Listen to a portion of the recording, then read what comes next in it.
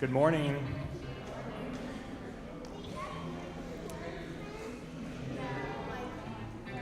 Give us just a minute to get settled in.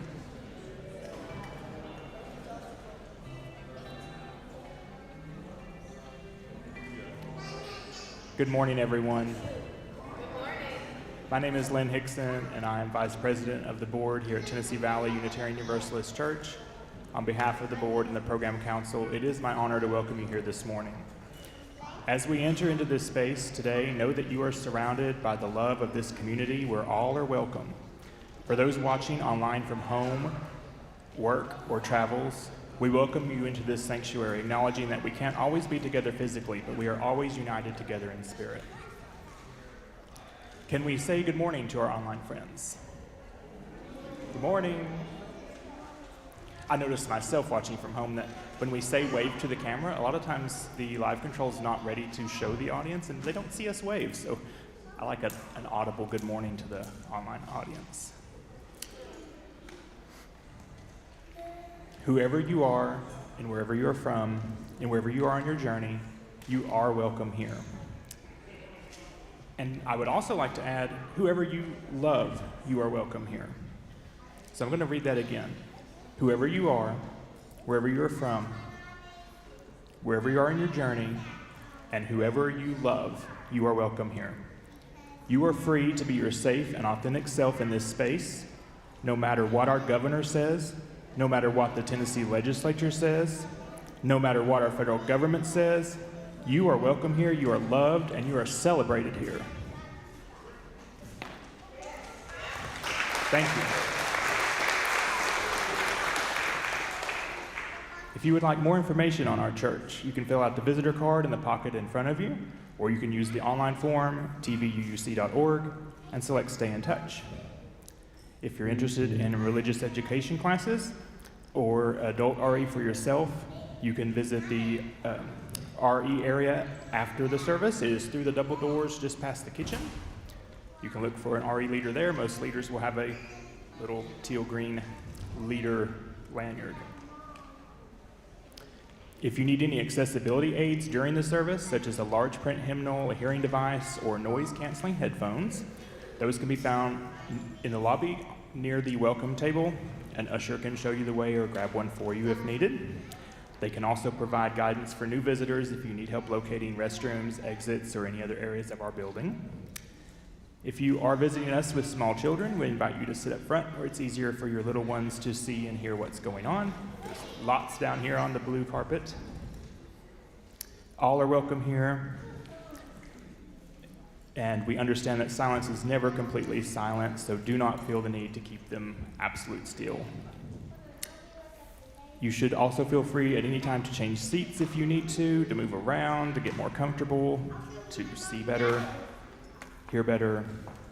We don't mind at all. The E.E. Cummings room is the glass enclosed room at the back corner here.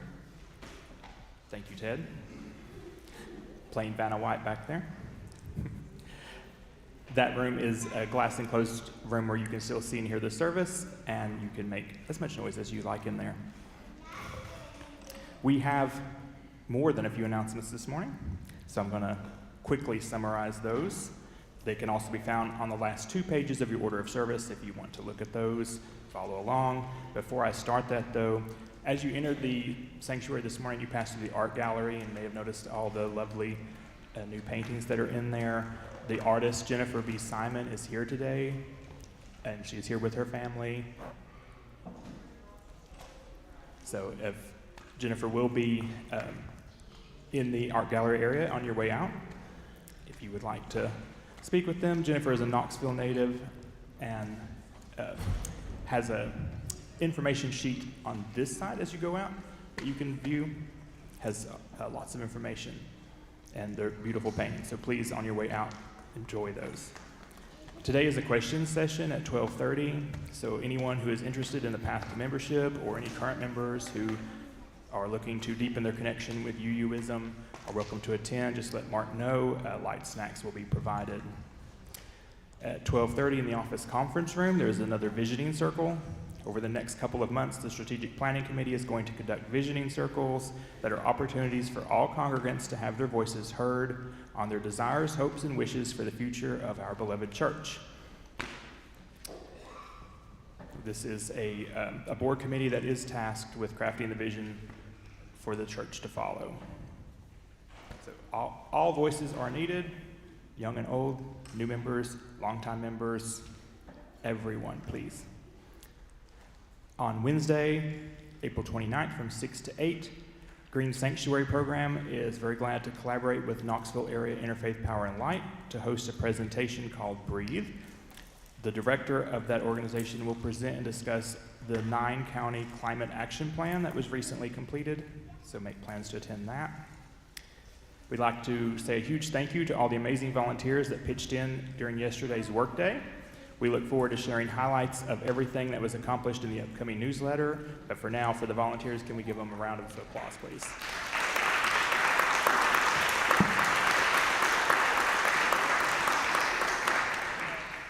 Thank you to everyone that worked so hard. You can join a fundraising brainstorming session today in room C at 12:30.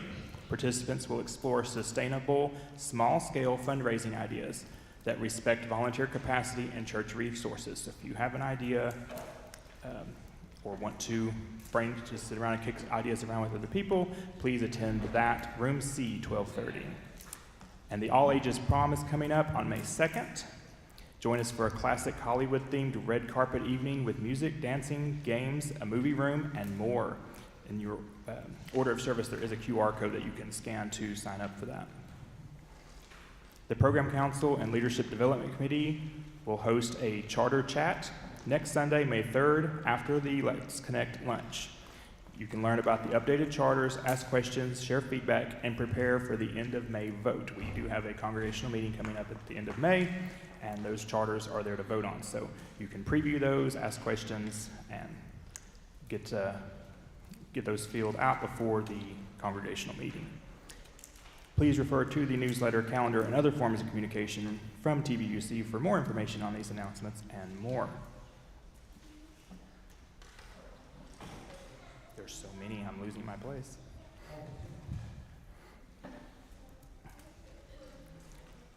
All right, so today is a designated offering Sunday, and it will support TVUC's Little Pantry Garden, strengthening our Little Pantry efforts in service to the wider community. Ways to give are listed in the order of service, including a QR code that will take you directly to the giving page. And if you're watching online, you can just click Give on your screen.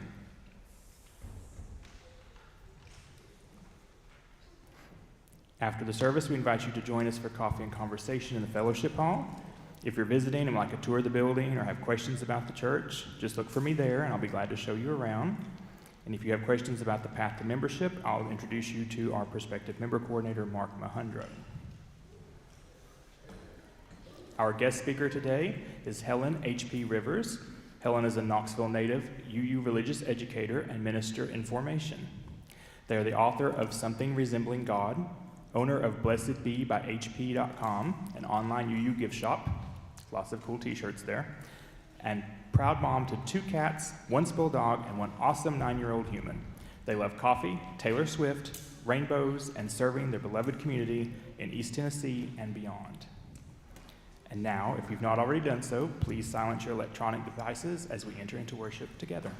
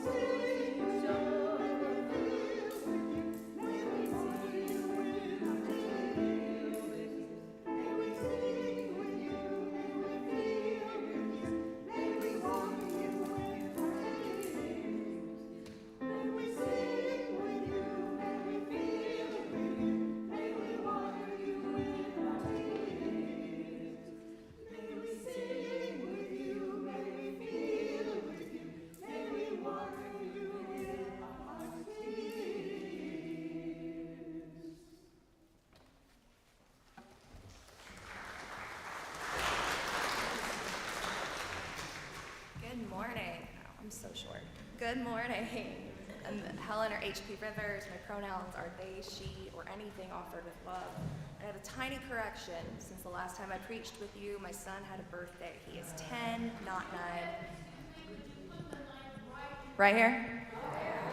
Perfect. Yes, I love accessibility, so please always shout out at me if I'm going too fast or you can't hear me.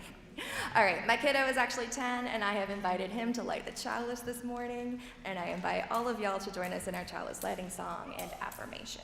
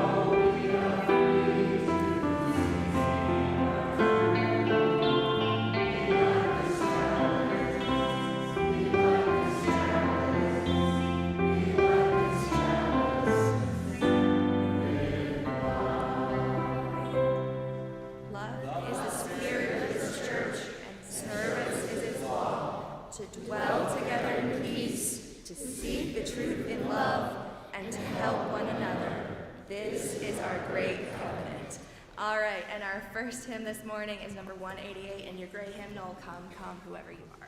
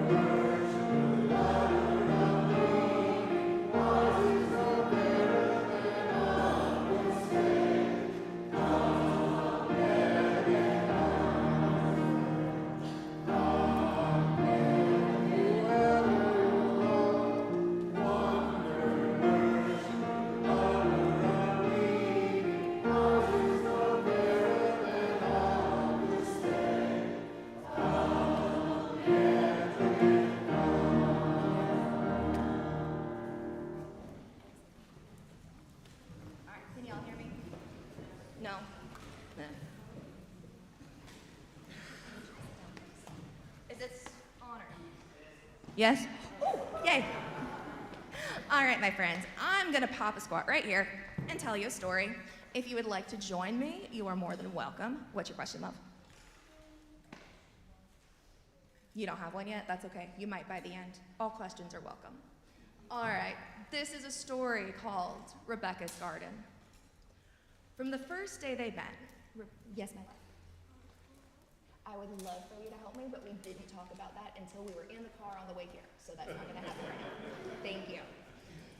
From the first day they met, Rachel and Rebecca were inseparable.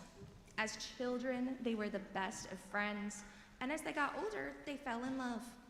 They were married in the mountains in the springtime, surrounded by trees, singing birds, and the most beautiful wildflowers.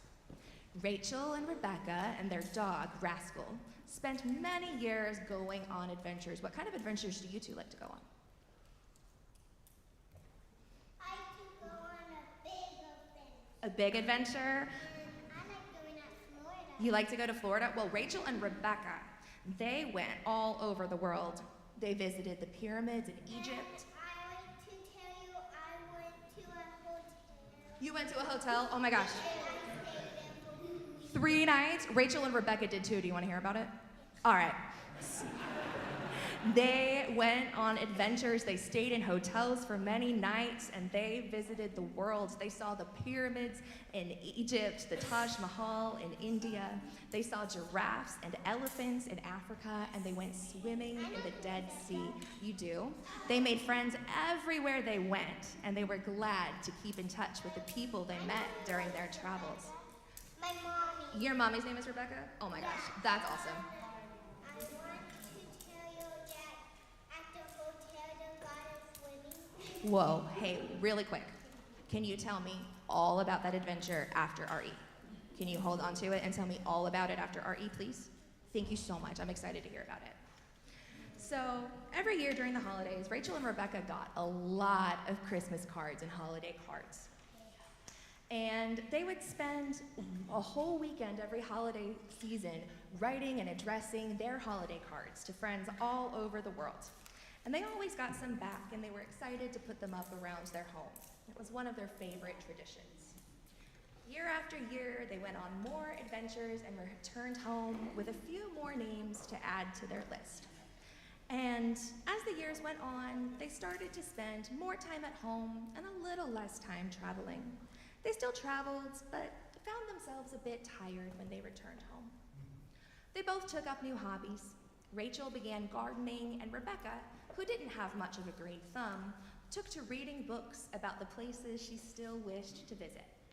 Rebecca would sit in the garden and read while Rachel pruned and weeded, and they would plan their next adventures and talk about the little creatures that came to visit and the plants that were beginning to grow. Rebecca loved the flowers best of all, especially for the diversity of types and colors. They reminded her of the wildflowers. Hey boys, keep your hands to yourself, please. They reminded her of the wildflowers from their wedding day. One day, Rebecca wasn't feeling well. She decided to rest inside instead of joining Rachel in the garden. Hey, one of y'all come sit next to me, and one of y'all come sit on the other side of me, please. Thank you. You good? Rachel wasn't feeling well for a few weeks, went to the doctor, ran some tests, and her eyesight was starting to get blurry. And the doctor told them that, unfortunately, her eyesight would probably continue to deteriorate. And Rachel and Rebecca thought about all the adventures they still wanted to go on and how that might be different now. Rachel tried to keep Rebecca's spirits up, but Rebecca was sad and kind of scared. They tried to settle into a new sense of normal, but it didn't feel normal at all. And when their holiday cards came that year, Rebecca could barely read them at all, and Rachel would read them to her. This one is from Holly in Amsterdam, she would say. Do you remember when we saw the tulips in Amsterdam? And Rebecca responded with a sigh, yes, they were so beautiful. Yeah, you can sit up here if you want to. Now, and suddenly Rachel had an idea. She took Holly's card out of the envelope and scribbled a note on the bottom. If you're willing and able, she wrote, can you please send us some tulip bulbs? Rachel spent the next several days adding notes to holiday cards for their friends all around the world. A few weeks later, something amazing happened. One Monday morning, a package arrived. It was full of tulip bulbs from Holly in Amsterdam. On Tuesday, it was royal bluebell seeds from Penny in Australia. And on Wednesday, calla lilies from Liz in Ireland. And the packages just kept coming. The bulbs went in the ground immediately, and in early spring, Rachel began planting seeds. Rebecca had completely stopped coming to the garden. She spent most of her time curled up on the couch with Rascal, listening to music or books. She could no longer see at all, but she began to find her other senses were growing, even stronger. She could hear everything that was happening around her, and even familiar flavors began to become more vibrant and strong. One day in early summer, Rebecca smelled something. What do you think she smelled? I don't know. Okay. What do you think she smelled? The flowers. The flowers. I think that's a great guess. And the plants. Oh man, I lost my spot. It reminded her of the mountains and of memories from long ago. So carefully, she followed the scent all the way out to the garden, where she found Rachel. She hadn't been in the garden for a very long time. "What are you planting?" Rebecca asked. "Well, this one is English lavender from Mary in London, and right next to it is some lemon balm from Edward in Spain." "What are you talking about?" "And all the way over there is some moss phlox from our friend Kim in Japan," and a smile spread across Rebecca's face. It was the first time in a long time that she had really smiled. "I know you can't see them," Rachel said, "but I figured if I planted enough, you'd be able to smell them. I asked all of our friends to send something from their countries, and they did. There are hundreds of flowers here just for you, and so many different ones that you'll probably have flowers all year long." Though Rebecca couldn't see, she could feel the incredible love that surrounded her. And the love of her friends who sent the flowers, the love of her wife who spent months planting and tending them. Her smile only grew.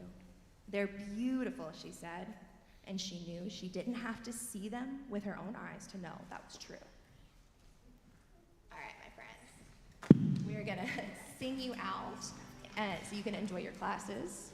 And after class, I wanna hear all about your adventure with the hotel, okay? All right, thank you guys.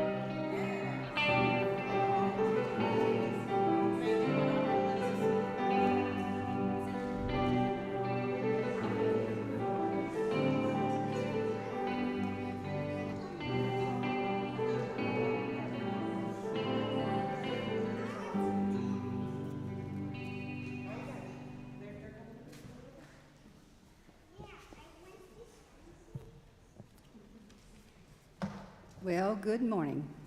There are also a lot of joys and concerns, so maybe I'll sing them and it'll go faster, I don't know. But this is the time in our service when we share joys and concerns, and I'm Carolyn Rogers, one of, Paul says I should talk louder. I have to move my head. How can I see everybody? So I'm Carolyn Rogers. I'm one of the 8 volunteers serving you on the spiritual care team. And I will skip all the different things that we can offer you.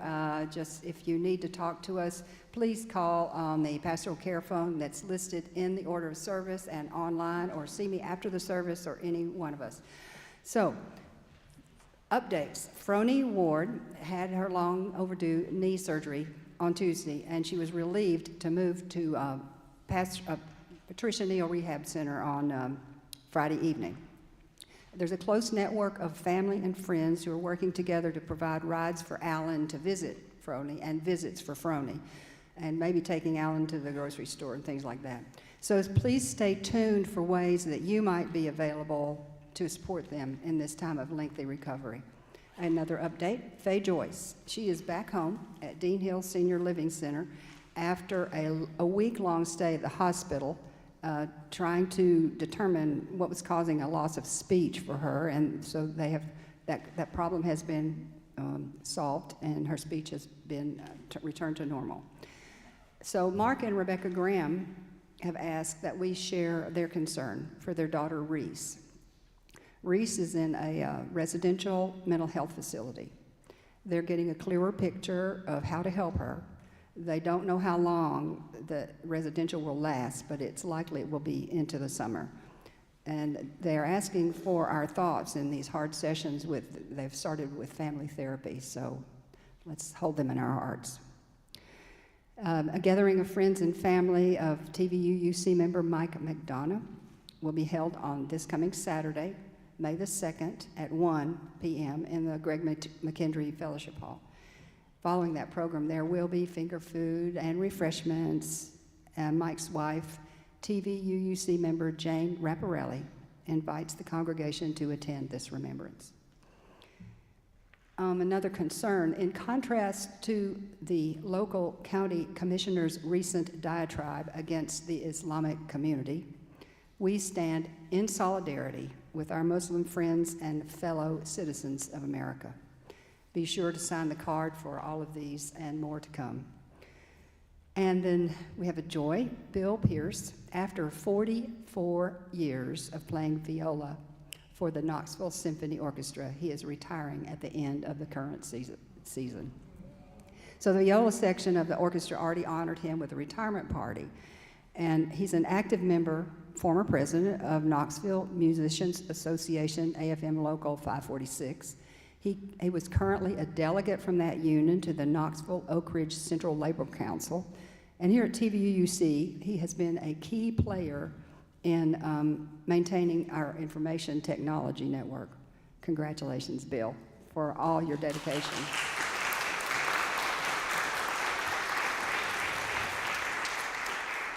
And another joy, 10 TVUUC staff and volunteers, plus 4 community members, were trained and certified earlier this week, Friday, I think it was Friday or Saturday, and in CPR and first aid, and that included all of the nursery staff, all available sextons, all members of membership and RE staff.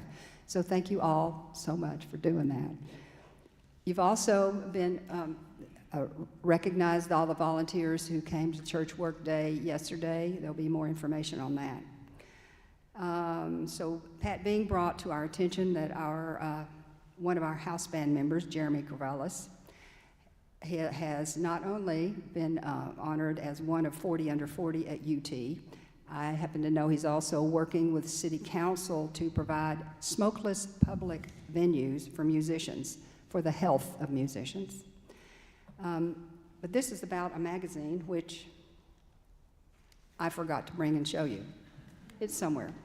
Sorry, Jeremy. In the magazine, he had a featured article in Our Tennessee, and the article's called "Dope Sick No More." It helps with healing. The brain can heal it from addiction. He works with policy analysis and research. He also does a podcast. So thank you, Jeremy, for everything. Thank you so much.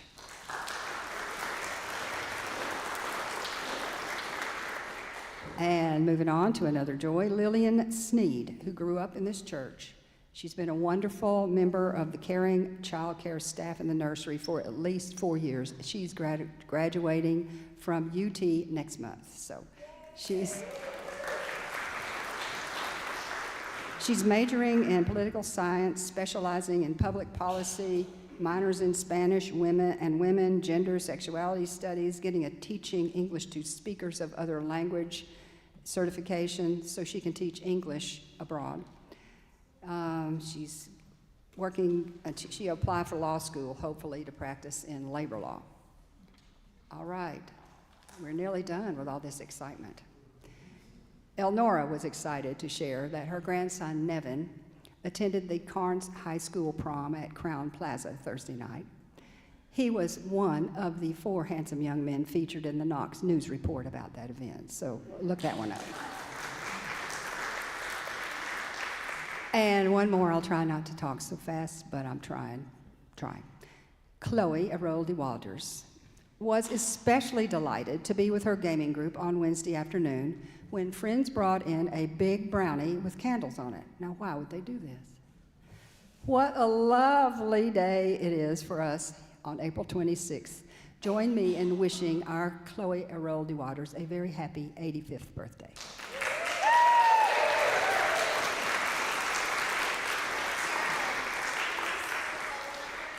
Can we sing happy birthday to Chloe real quick? Let's do it. All right, you ready? Happy birthday to you. Happy birthday to you. Happy birthday, dear Chloe. Happy birthday to you.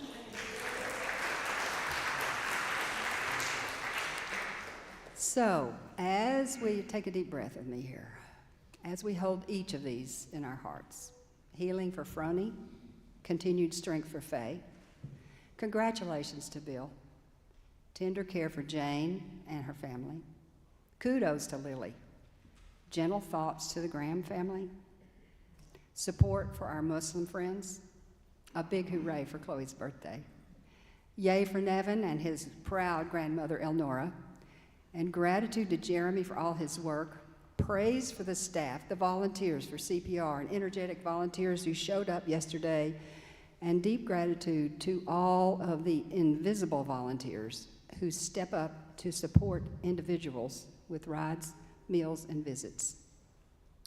We also remember those whose concerns we hold in confidence as we sing our blessing. We are sending you light.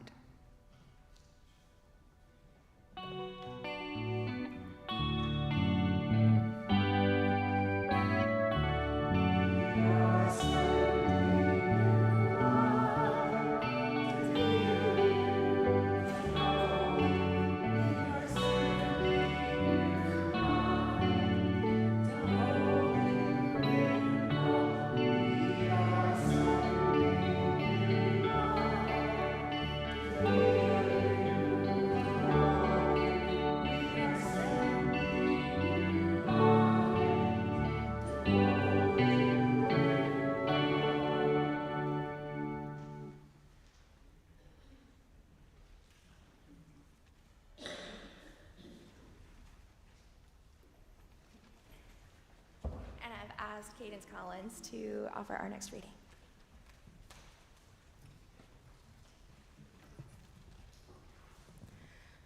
Blessed are the wanderers, seeking affirmation. Blessed are the worshipers, praying from closets, pulpits, pews, and hardship. Blessed are the lovers of leaving family and familiarity, leaving tables where love is no longer being served. Blessed are those who stay.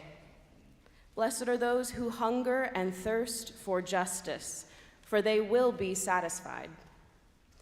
Blessed are the queer disciples of truth, living, breathing, sacred reflections of divine love.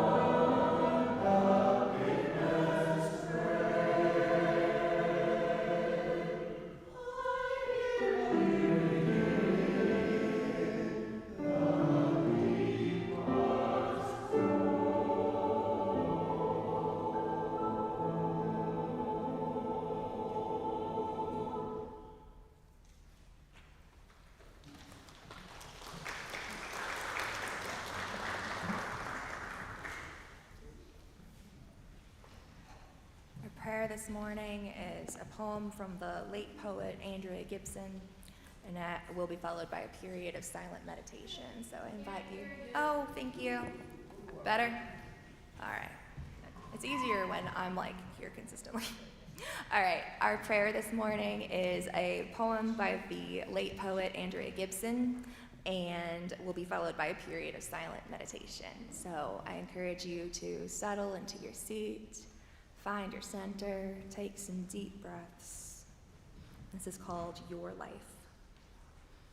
It isn't that you don't like boys. It's that you only like boys you want to be.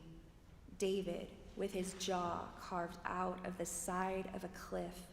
Malcolm, who doesn't have secrets, just stories he owes no one. Chris, the basketball hero with a tick, blinks 15 times before he makes a shot. You spend hours blinking in the mirror, wishing you could be a star like him. Mary Levine calls you a dyke, and you don't have the language to tell her she's wrong and right. You just show up at her house, promising to paint your fingernails red with what will gush from her busted face if she ever says it again. You're in the 7th grade. You don't even know you want a girlfriend. You still believe in the people who believe in Jesus can't even feel that desire through its hell threat. You just want to kick your desk on the way to the principal's office, slouch in detention, cut your hair, and spit out whatever you don't want in your mouth, your own name even, skirting around the truth. You don't yet know that the boys are building their confidence on stolen land, but you worry the girls might be occupied by things you will never understand, won't ever be good at. You take one pretty step and feel like you're pouring bubbles into your own bloodbath. You don't want a soft death. You want a hard life that is your life. Your life in that locker room that doesn't stop demanding you keep your eyes on the floor. Your life at the prom where you'll run home in a snowstorm, chucking your last pair of heels into a snowbank, realizing you are the only boy you ever wanted to tear your dress off for. Your life, the first Christmas you spent alone, the years you learned to build your family from scratch. Your life, the first time someone drags you from a restroom by the collar of your coat. Your life, each time airport security screams pink or blue, trying to figure out which machine setting to run you through. Choosing your life and how that made you into someone who now finds it easy to explain your gender by saying you're happiest on the road, when you're not here or there, but in between. That yellow line coming down the center of it all like a goddamn sunbeam. Your name is not a song you will sing under your breath. Your pronouns haven't even been invented yet. You're going to shave your head and drive through Texas. You're going to kill your own God so you can fall in love for the first time. They're going to keep telling you your heartbeat is a pre-existing condition. They're going to keep telling you you are a crime of nature. You're going to look at all your options and choose conviction. Choose to carve your own heart out of the side of a cliff. Choose to spend your whole life telling secrets you owe no one to everyone until there isn't anyone who can insult you by calling you what you are, you holy, blinking star, you highway streak of light falling over and over for your hard life, your perfect life, your sweet and beautiful life.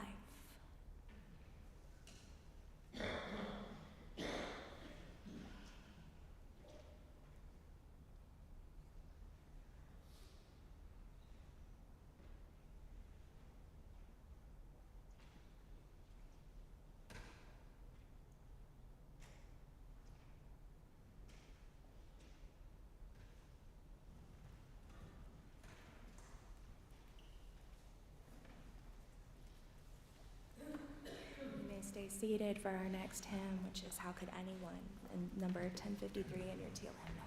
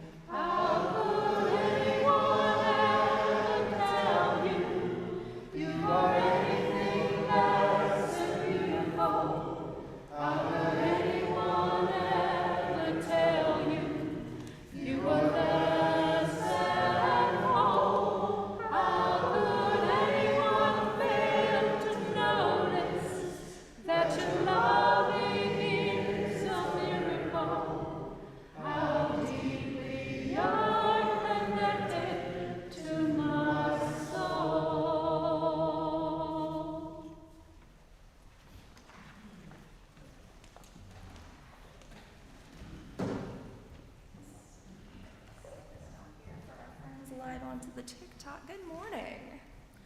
You know what I think is fascinating? That for all the questions the kids asked me while I was up here, not one of them asked me why there is a pink skeleton on the stage. The pink skeleton is Scarin, and you will, video going here, and you will hear more about her in a moment. So, let's see, how many kids stayed in here? Because there's going to be a couple language moments. All right. Now, I once read that before one goes diagnosing oneself with all manner of maladies and disorders, one should first ensure that they are not simply surrounded by assholes. We're going to be talking about mental health today, and I'm going to be making some jokes, but I want to be clear that this is a very serious topic.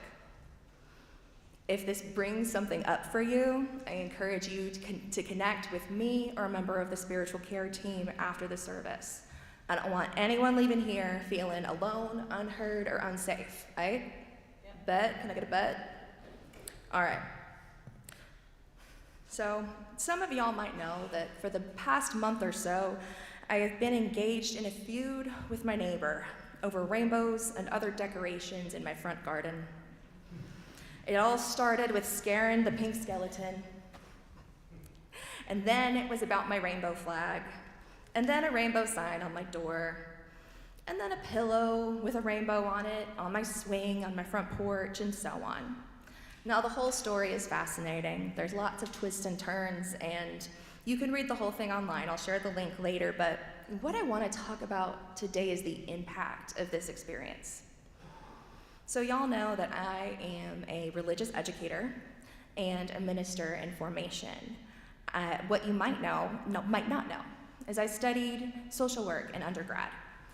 Nervous system regulation, psychology, and neurodivergence are some of my special interests, and I completed my thesis project on trauma and trauma response in communities, and earned my MA in social change, where I studied all manner of why people act like this, pretty much. I've researched, written, and spoken at length about the impact of anti-LGBTQIA rhetoric and legislation on the mental health of our queer youth. I've been involved in queer advocacy in my community for over 2 decades now, and I take every opportunity I can to advocate for my community. I was also, once upon a time, a queer kid who grew up in the closet in Knox County, graduated from Carnes High School the year we had both a gay-straight alliance and teachers emboldened to tear down our gay-straight alliance signs. It was 2011, in case you were wondering. I've been in therapy consistently since I turned 18, and I've had the same therapist for a lot of that time. Now, she's a no BS LCSW who once, years ago, told me deadpan, "Really? You're gonna kill yourself over a shitty Tuesday?" And to be fair, I did need that. That works for me. I did not, in fact, end up taking that course of action over that particular crappy Tuesday, and that type of candor is something I need in a therapeutic relationship. I pride myself on staying on top of my mental health and being unapologetically real about it, because I don't think enough people are. I don't think I've ever seen a minister stand in front of a congregation from a pulpit and say, "I deal with mental health issues." But it's important because we all do at some point in our lives. So I'll be honest with you that about 3 weeks and 6 complaints into the Scarin versus HOA saga, I texted my therapist on a Friday afternoon and I said, "I'm safe, but this has been a whole week of shitty Tuesdays and I don't think I'm okay." Now at this point, I knew the harassment from my neighbor was targeted based on my queer identity. I could see the other houses in my neighborhood with similar but not gay decorations that stayed up, and my education and experience told me this was clearly targeted identity-based harassment. I should mention that for my thesis project, I built a biopsychosocial spiritual profile of the average January 6th insurrectionist who is typically going to be a Christian nationalist. So I knew what I was dealing with. I've studied this at length. And now I know my rights. I know that this is a federal crime. I knew that no HOA actually had the authority to act this way, and as a UU, I knew how to dig up their bylaws and governance and prove it. But here's the thing. I knew I was right, but nobody in authority cared. My landlord, who is someone I've known since I was a child, told me that if it became about my pride flag, she would fight for me. And then soon after said, "I need you to take down your pride flag because I fought for you and I lost." And then said, if I suspected harassment or discrimination, I should bring it to the leasing company. The leasing company told me to comply with the HOA, and even though they couldn't quite prove that there was actually an HOA or that any of this was appropriate, they said I needed to comply. They don't have a formal relationship with the HOA, and I needed to just not make waves. Or I could move out of my unit with no penalty. They told me if I felt scared to contact KPD, and when I contacted KPD, they told me there is nothing they can do unless it escalates to physical violence, and to contact the Tennessee Bureau of Investigation. And I did contact the Tennessee Bureau of Investigation, and in the last 3 weeks, I have not heard anything back from them. So, when that suggestion came up, it begged the question, will a federal agency in the current political climate give a single flying pig that I feel unsafe in my home because of all this? If you guessed the answer was no, give yourself a little pat on the back. So there I was, found myself with an emergency 4 o'clock on a Saturday therapy appointment. Even though I was absolutely assured that I was not in the wrong, even though I have years of education and experience in this field, even though I have dozens of Unitarian Universalist ministers, chaplains, religious educators, and advocates in my phone who I could contact at any moment. Even with over 1 million people on Threads reading about this story and agreeing that it was messed up and it should not be happening, still I found myself in that emergency Saturday at 4 o'clock therapy appointment, which I don't know if y'all know is not a typical time for a therapy appointment. Because even with all of those protective factors that we refer to them as in psychology, with all of those protective resilience factors, I was still in a miserable place. Because here's the thing, yeah, it's wrong. Somebody should do something about it. None of it should have ever happened, but it did, and it does, and it causes harm. And no, I'm here today. I did not kill myself over this. But we have queer youth who do every single day. With all of my resilience, all of my privilege, all of my access, my education, my resources, this situation of being targeted for my queer identity made me feel like I would rather die than continue living in this hateful, homophobic culture. Now, I do want to assure you all that I am okay. I have been through seminary and all of the things, and I have learned that we preach from scars, not from wounds. If this was still a gaping wound for me, I would not be speaking about it today. It is a little tender, and it wasn't something I wanted to preach about, but it's something that needs to be preached about. This story is not about me. This story is about queer kids in Appalachia who deserve to feel safe in their homes. So before I tell the rest of this story, which does get better, I'm not gonna leave y'all this miserable, okay? Before I tell you the rest of this story, I have a question for you. How many of y'all, by a show of hands, consider yourselves an ally to the LGBTQIA+ community? Gorgeous, I see tons of hands. Now, how many of you, show of hands, at some point in the last year, have hung a pride flag in front of your home? Handful, awesome, I love it, thank you. No, we're gonna come back to this in just a moment. A couple weeks after this emergency session, I met one of my neighbors who I hadn't met before. We had a nice chat about our gardens, and when I told her about the situation I've been dealing with as a renter, she, a homeowner in the community, said, "What? There's not really an HOA." She says there's no meetings, no regular communication, no newsletters, no votes. She said she experienced something similar when she moved in, and she thinks it's actually just the people who live next door to me. And she thinks they're pretty racist because she started getting complaints when she started bringing home her black partner.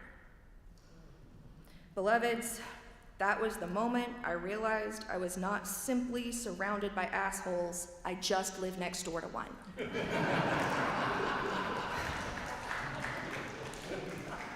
So I did what any good Unitarian Universalist would, and I typed up a memo on the situation to distribute to my neighbors. And at the end of this memo, I wrote, quote, "I'm sorry for the delay in providing this notice and context. I would have written sooner if I had known it was just one hateful person and not an HOA full of hateful people." All of that memo led to me meeting 2 more neighbors who I found out are also queer and have also been targeted by this specific neighbor for HOA violations. And just like that, it wasn't Skaron versus the HOA, it wasn't HP versus the system, it wasn't good versus evil. It was a bunch of neighbors who had previously all felt targeted and alone, realizing that there was probably nothing to be scared of, because it was probably just one dork being a bully behind their computer and not a whole group of people with any actual authority. And I want to be so clear, y'all, when you see the comments in the Knox News Sentinel Facebook page, and they are all full of hate, 80% of them are bots, and the remaining 20 are just hateful dorks behind their computers with nothing better to do and no real authority. So this past Friday, I took my dog out early in the morning, and I saw that my neighbor across the street put up a pride flag. And the sight of it and the beautiful East Tennessee morning fog and bird song was enough to bring me to tears. And these tears were so different from the ones I cried a few weeks ago telling my therapist that this is what we queer people mean when we say we just want to exist safely. So I have put up my pride flag back in my front yard, and I put up pride flags for the same reason I argue with people in the comment section of the Knoxville News Sentinel. Because it's important, especially for those of us who are most vulnerable and most impacted. It's important for us to be reminded that we are not, in fact, surrounded by jerks. We are surrounded by bots. We are surrounded by misguided, misinformed neighbors whose behavior, more often than not, can be attributed to ignorance and bad theology, but not necessarily malice. It is important, maybe even more important, for allies to fly pride flags for the same reason. Someone in your neighborhood, a child or youth in your neighborhood, might desperately need to know that they are not alone, that they are not surrounded by hateful homophobic jerks, that they are loved and they matter. This is especially true for our queer youth who might be living in unaffirming or unsafe environments. We might not be able to change what happens in their homes, in their schools, in their state legislation, but we can change what it looks like in their neighborhoods. We can set the tone, and we can be very clear about who and what is welcome in our communities. Y'all, targeted harassment like this that I experience multiplies a queer youth's risk of death by suicide by hundreds. And having just one affirming adult in their life can decrease a queer youth's risk of suicide by 40%. So here's my last question. Is that 40% decrease in risk for a kid in your neighborhood worth the discomfort of somebody maybe thinking you're gay?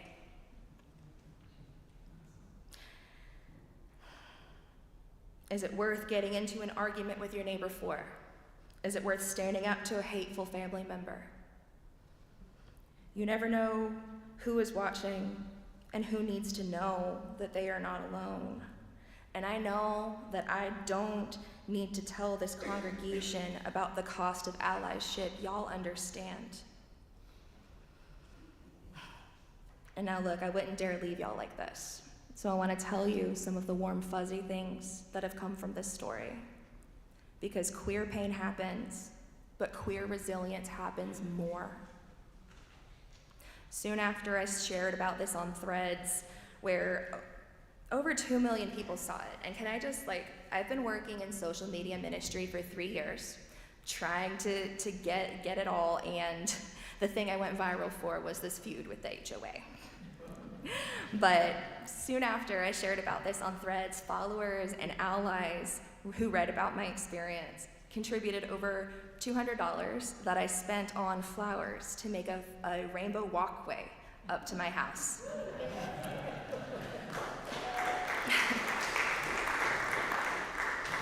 I was a guest on the Church of the Larger Fellowship podcast where I discussed the situation at length, and I've been invited to a local news program to discuss it as well. So this hateful little dork who lives next door to me is responsible for over 2 million people hearing about the good word of gay pride over the last month, and I love that for them. And actually, some of our friends who learned about this story on TikTok or Threads are here with us online and in person today. So in addition to just being entertaining and kind of a great petty moment of the little guy winning, we also got butts and seats. That's awesome. Several years ago, our then president of the Unitarian Universalist Association, the Reverend Susan Frederick Gray, said, "This is no time for a casual faith." And beloveds, I agree. This is no time for a casual faith. This is no time for casual allyship. This is no time for comfort, for a comfortable or casual pursuit of our values and ideals in our society. It is too late for book clubs and strongly worded letters. It is life and death.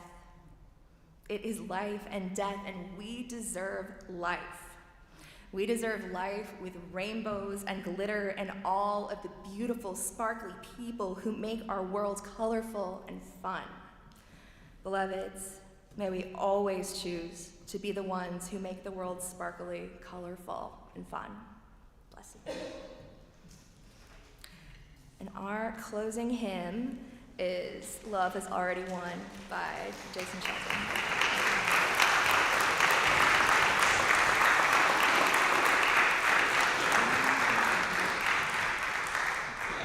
If you'd like to rise and body your spirit, our closing hymn is an insert in your order of service, Love Has Already Won by Jason Shelton.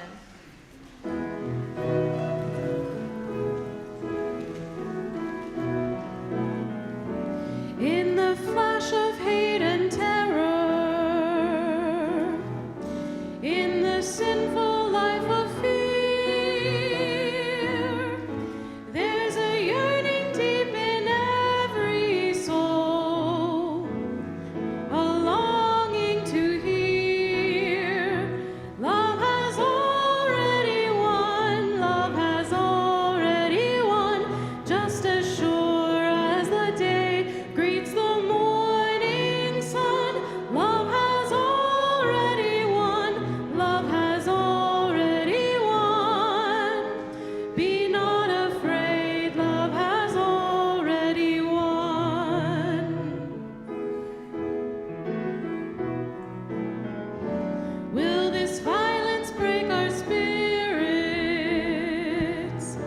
Will this pain tear us apart? There's an answer deep in every soul, this truth in our hearts. Love has already won, love has already won, just as sure as the day greets the morning sun. Love has already won, love has already won. Be not afraid, love has already won.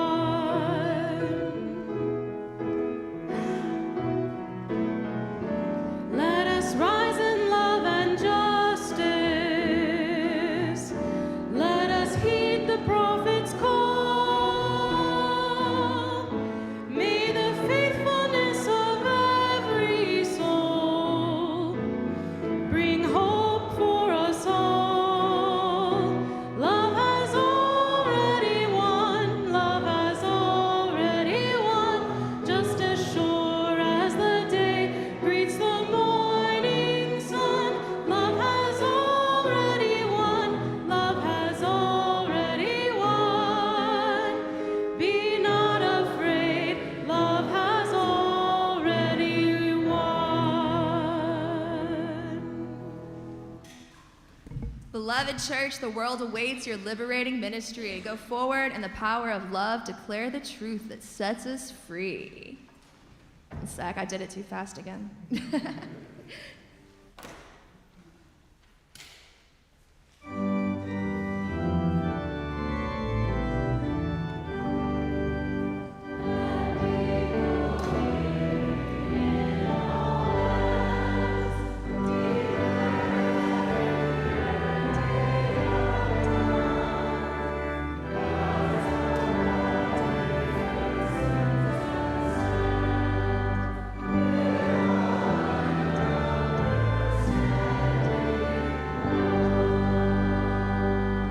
And as our final act of worship, I invite you to turn and greet your neighbors.